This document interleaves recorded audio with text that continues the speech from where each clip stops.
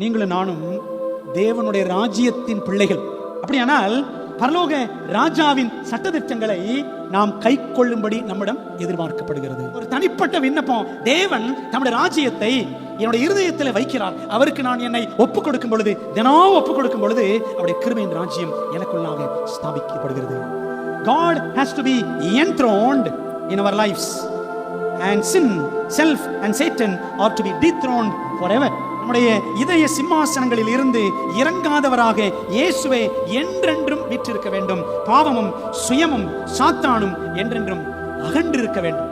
இறங்கா சிங்காசனத்தில் வீற்றிருக்கிறவரே அப்படின்னு ஜெபம் பண்ணுவோம். சரிதான், நிறைய பேர் ஜெபம் பண்ணுவாங்க. அருமையான வார்த்தை. இப்ப நம்முடைய இருதயத்துல இறங்கா சிங்காசனத்தில் இயேசு கிறிஸ்து இருக்கிறாரா?